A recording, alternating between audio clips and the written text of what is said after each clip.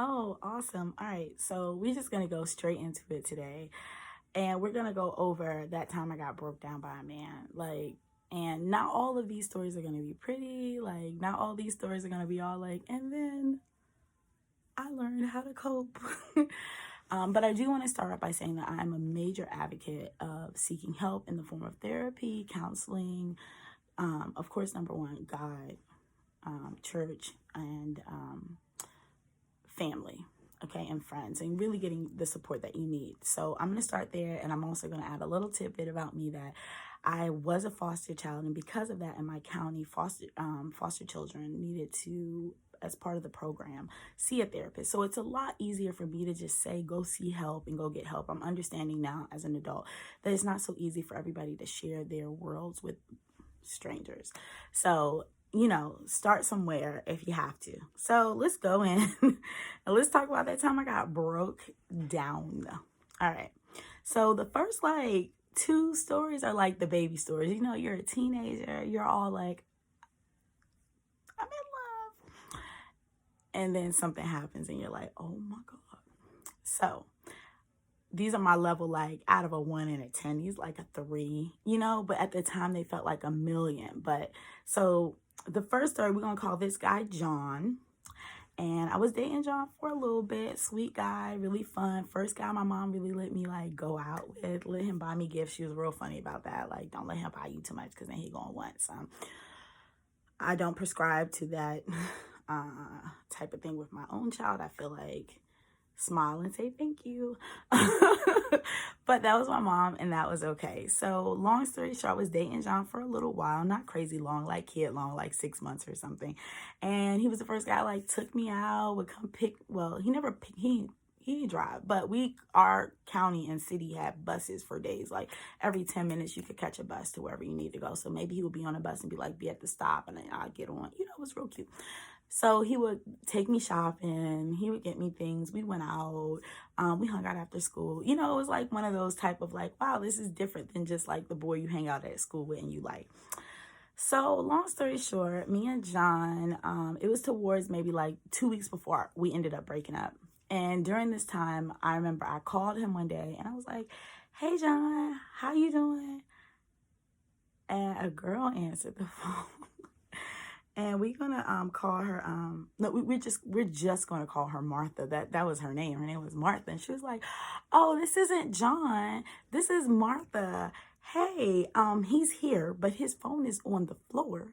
And I answered it, but he'll call you right back. And I was like, but I was so young, I just thought, okay, that's his friend. So he called me back. And I was like, hey, John, look, I don't know who that is, but if you guys are just hanging out, you should just come scoop me up, or I can come where you are. Where are you? And we ended up hanging out with this girl and him and one of his other guy friends. And it was super cordial, fun. So we're going to fast forward. It's 2 weeks before the breakup. And during that whole 2 weeks, it's all, man, I can't pick you up the way I want to pick you up. Your mom, it's always something. I can't buy you what I want to buy you. I can't do the things I want to do for you. I got it. You got restrictions on how late I can stay on the phone with you. It's always something. And I'm like, well, we've been doing whatever we've been doing for 6 months and it's been okay. But I'm just listening. I wasn't on breakup mode. I was just like, oh, he's got some concerns. Girl. So long story short, he breaks up with me. Or did I break up? I don't know who broke up with who, to be honest. I don't know. I don't remember the breakup, but I know we were no longer together. And I don't remember being hurt by no longer being together. What I remember being crushed by in the soul was at the mall with my mom and my sister. And I look, and there he is, hand in hand with Martha. And I'm like, oh, I got played. I was so embarrassed. It was the weirdest feeling. I felt so weirdly ashamed and embarrassed and I don't know. I never did anything that made me feel like I gave him so much of me, but it was just the shame of the shade of it all. So I thought Martha was your friend. We hung out with Martha. So that was That was that first time my little baby, Cinderella got broken. So number two was one of my ex-husbands, and y'all know my story. Been married 3 times, divorced twice, currently happily married. um, but so my ex is Caucasian, white American, and I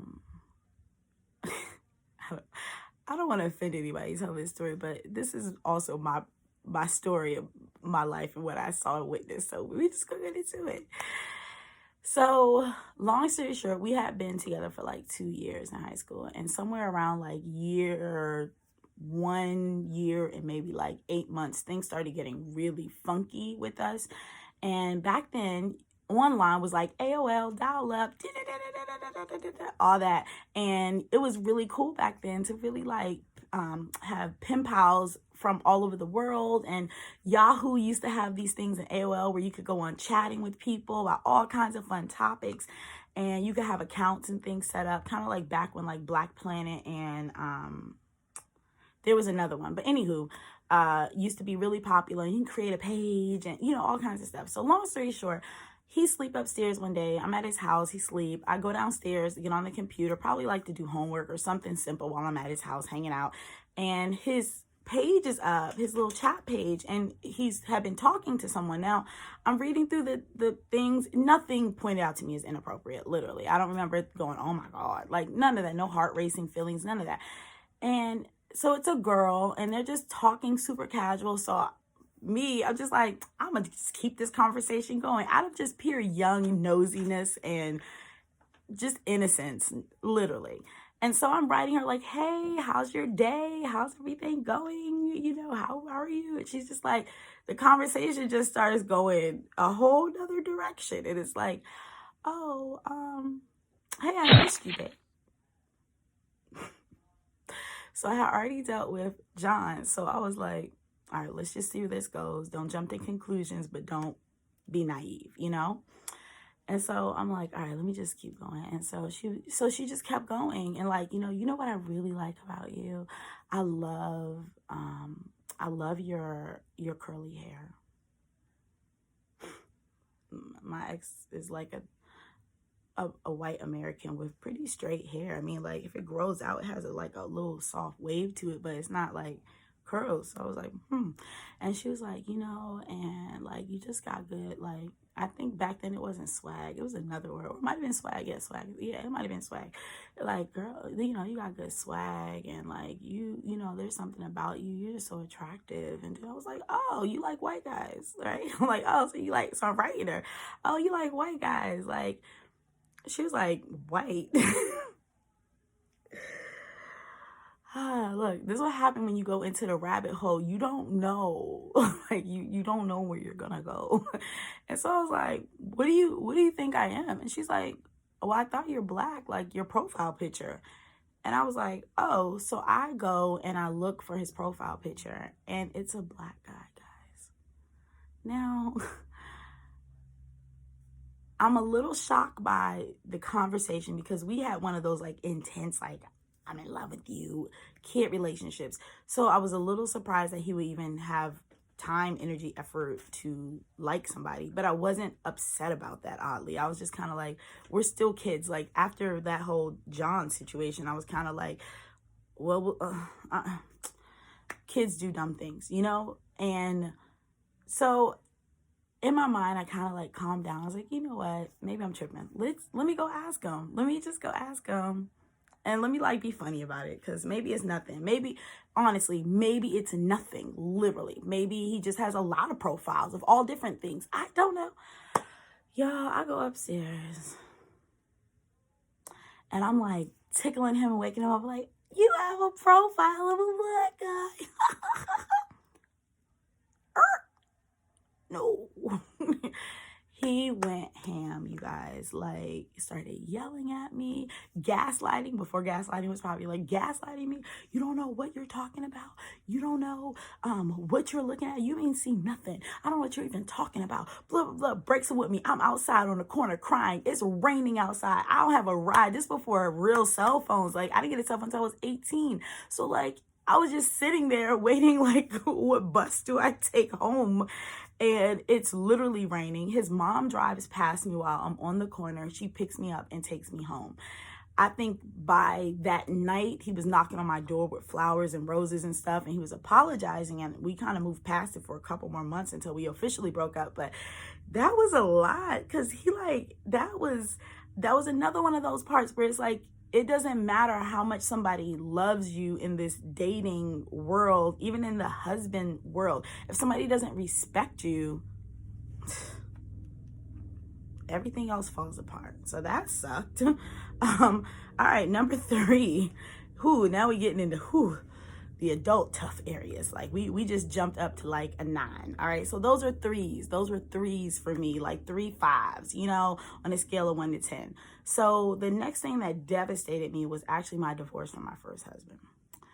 I'm not going to go into it on this video. We already at 11 minutes, but what devastated me about my divorce is that we had a plan, and we were like, you know what? Maybe we're just not grown up enough. Maybe that's it.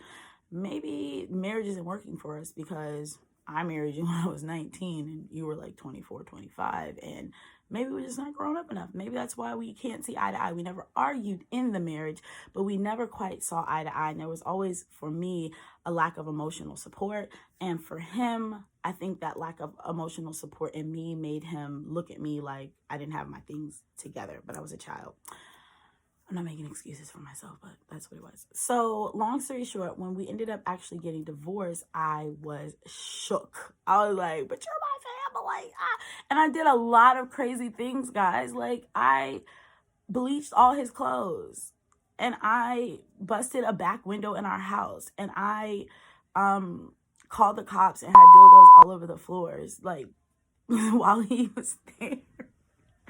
I was so young and I was so emotional. Like, I don't believe in like emotional controlledness, but I do believe that we put ourselves in better environments so that our emotions don't take over, So like, at the end of the day, what I was just hurt. I was just hurt. I was shook. I didn't understand. I was confused. I went back into that scary place that like foster care put me, like, I'm all alone in the world and you're going to come back, even if I have to be crazy for you to come back. It's crazy, but it really, really, really hurt me because I really thought we were like the kind of friends or lovers or married couple partners that would like really see past each other's flaws as we grew up.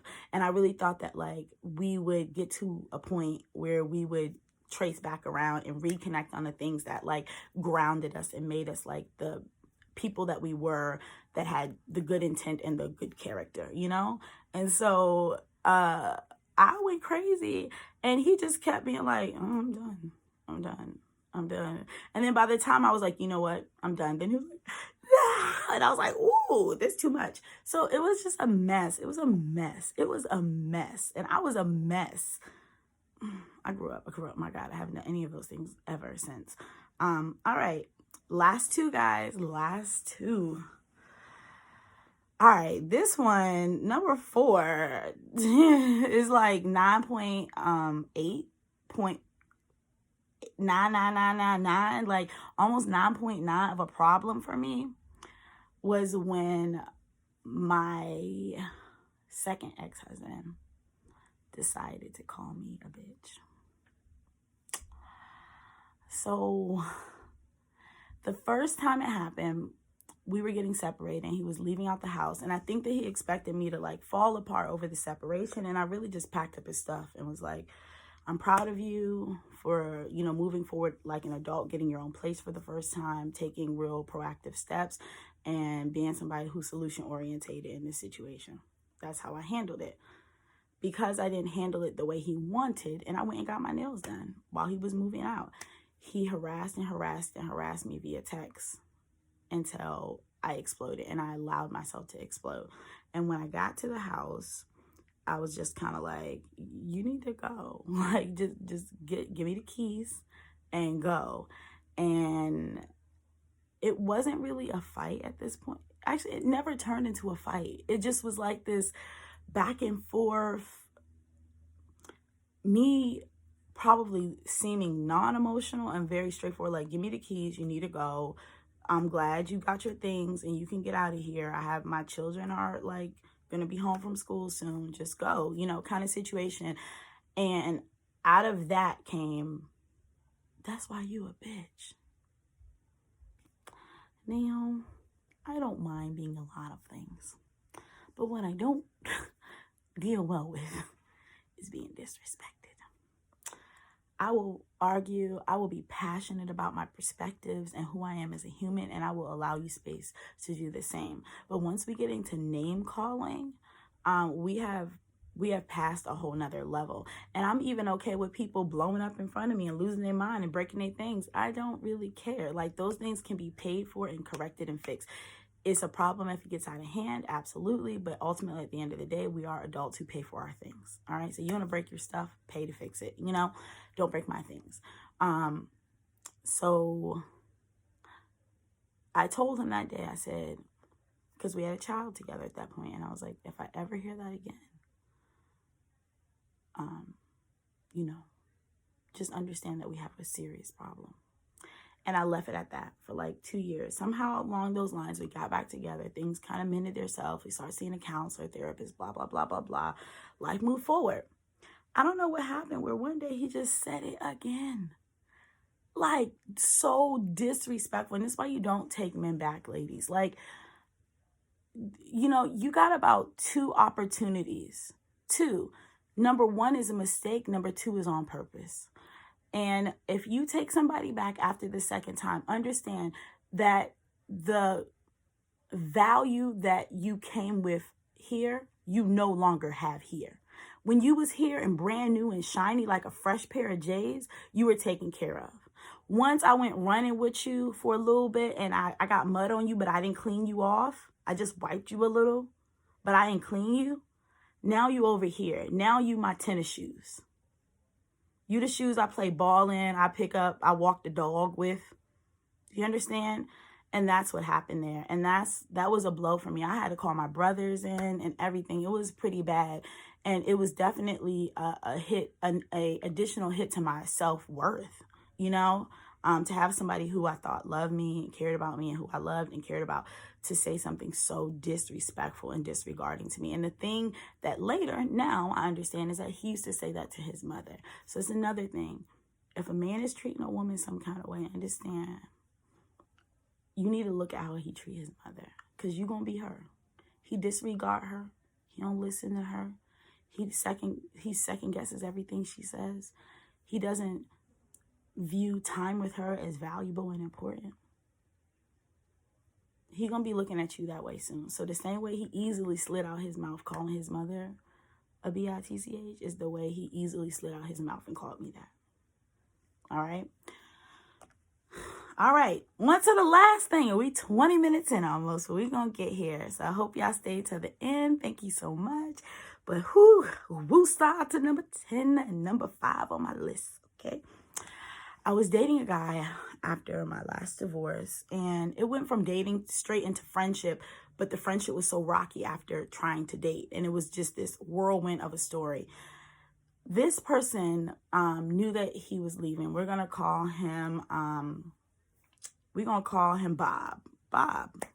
So Bob was an intense situation that will always have its own separate chapter in my life. It's a short chapter, but it is full of so much content. Okay, more content than all those other relationships I just told you in the past. It's insane how much content this relationship had in such a short period of time for me. So the situation with him was that we realized that we couldn't date. He knew he was moving out of the country, and we attempted to be friends because we had started meshing our friendships together. Our friends became friends, and we were hanging out together as friends, group dating so much that, and we really got along. My God, best, funnest, best time. And so we thought we could do that. During that time, then the boy codes were getting broken because I was hanging out with his best friend all the time, and nothing ever happened with anyone disrespectfully. Let's throw that out there. But the look of it all. Oh, the travesty. So the look of it all. one of the things that I required from that relationship was for him to just simply say goodbye to me if the situation was going to end and he was going to go and never call back and never utilize any technologies to communicate. Because like I said, the content, I will talk all about him one day, the content that was filled in that short period of time was so much, and it was felt among everyone. Do you understand? It wasn't like, oh, this is me and you in our little secret world. No. It was me, you, your friends, my siblings, your world, my world, meshing really seamlessly, beautifully together and being ripped apart, okay? And the last night I spent with him, it was a crazy night. It was very emotional. And I went to give him a hug and I said, hey, if this is it, just say goodbye. Just say goodbye. That's it. And he looked at me. He walked to the edge of my door and he said, every time, mind you, there's tears in his eyes. It's just, you guys. He's like, every time I turn around, it's always you. You're always there. And that's why I hate you. And he starts crying. And that's why I hate you. That's why I hate you. And I was like, just say bye. Just say bye. Oh, man, just think about this. It was devastating. And he was like, no, that's why I hate you. That's why I hate you. And then we had one more interaction after that, but it was still no goodbye. And the way I wrote him after was kind of like, Drop Dead Fred. I don't know if y'all know that movie, but it's like this girl got to take these pills to get rid of her imaginary friend. And I was kind of like, well, Drop Dead Fred. I was like, hey, Fred, I'm going to take the last pill. And I'm going to, and I wish you the best, And it seems so simple because it seems like I wasn't disrespected. I wasn't disregarded. I wasn't made to feel worthless. But someone knowing they're going to go, kind of like being ghosted. And they know they're going to ghost you forever. And you not being able to have that sort of closure is devastating. At least with the other people in my life, I could have argued with them again. I could have fought. I could have justified it and see them, their lives, and move forward. And this person, I didn't get that opportunity. I had to learn to have the opportunity within myself and value what was valuable and also see what wasn't valuable there and see that it wasn't going to be anything more than what it was and just love it for what it was. But my man, that hurt. And that changed me. And it still has affected me, believe it or not. That's one of the stories that actually has still affected me. And I'm a little more aware of love. And part of love is not a feeling, it's an action. Respect and hold people, really high up that are willing to be strong enough to voice their feelings to you. It's so easy to be mean. It's so easy to be self-centered because it only requires you to think about yourself. But the moment you choose to say, let me comfort someone else, let me step outside of my perspective and hear and validate another perspective, or let me give someone something that isn't tangible but fills their spirit and their soul, that's love to me, and that's a portion of love to me. And so those are the times I got broke down. Share your stories in the comments. If you got any questions for me, you want me to cover any topics, please let me know. And don't forget to subscribe, and share if you care.